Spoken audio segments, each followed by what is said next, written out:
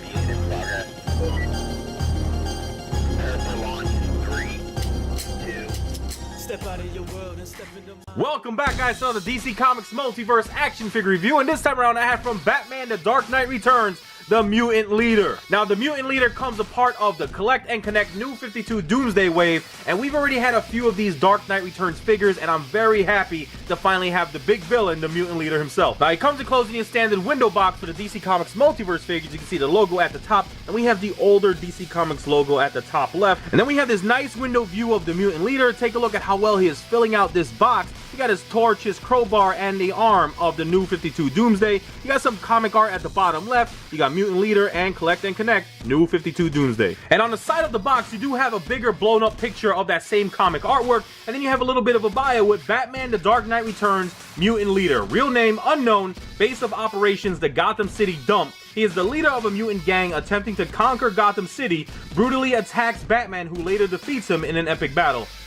Spoiler alert. And then at the back you have the entire lineup necessary to build this New 52 Doomsday, who's coming up next, so make sure you guys subscribe so don't miss out on that.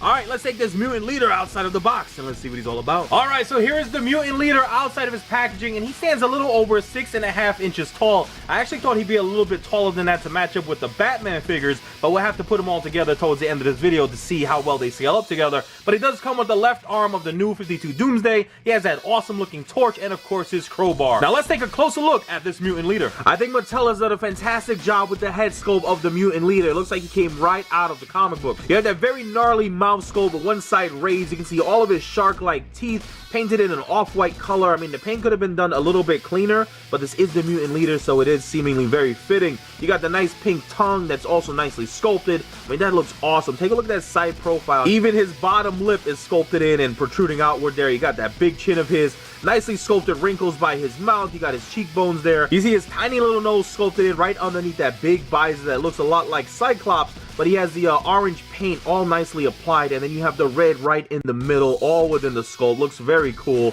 and you can see how it hooks around his ears, and a nicely sculpted ear on his right side, and on the left it looks like his ear has more of a cauliflower look to it. Nice sculpted detail above the visor by his eyebrows, and then you have the nice flesh tone paint applied throughout his head sculpt. Then you have those orange painted spikes coming right out of the center of his head, giving him that mohawk look. And then we go to his upper torso and his arms, which are right from the Masters of the Universe Classics molds. I mean, great job again with the consistent flesh tone paint applications throughout. I love that they added a wash on his body and on his arms. You can see the darker shades of his flesh tone there.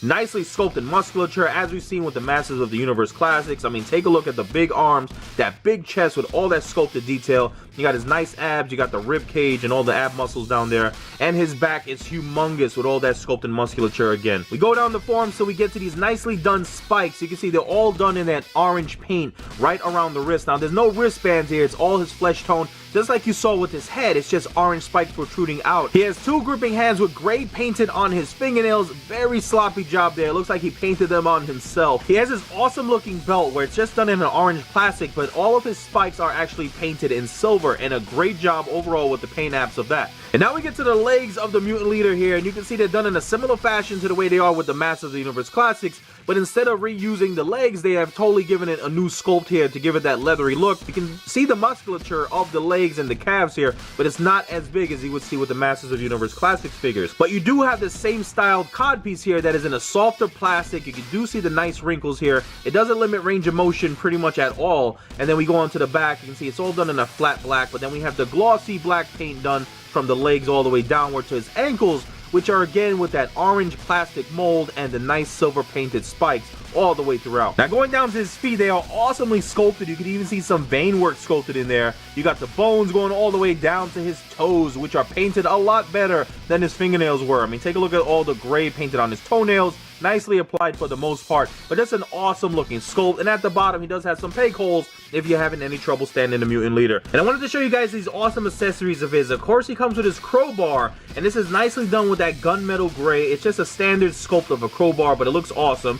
And then we have his torch, which the handle is all done in that gunmetal gray again. I mean, you can see all the sculpted detail, but take a look at that awesomely sculpted and painted flame. You have the base done in the yellow, and then it transitions up to that dark red, which looks so cool. Now for articulation, we can rotate his head to full 360. He can raise his head up just a little bit, and he can go down just about that much. We do have a shoulder rotation all the way around, and he has a hinge which allows for extension about that far upwards and that far downwards. We do have a bicep swivel, only a single jointed elbow, and we have a rotation at the wrist, but unfortunately no hinge. Now we do have an ab crunch that goes down a decent amount, and he can arch his back a good amount as well. We also have a waist swivel, and he has these nice hip joints where he can extend his leg to the side a very good amount. Take a look at that, and you see how the plastic is so soft that it doesn't hinder range of motion. He can also kick his leg upwards and go back all the way like that. Check that out. We do have that upper thigh rotation, just like we've seen with other Masters of the Universe Classic figures. We have a single jointed knee, and we don't have any rotation here at the ankle, even though his ankle bracelet can turn, but we have a hinge that allows for upward flexion about that much,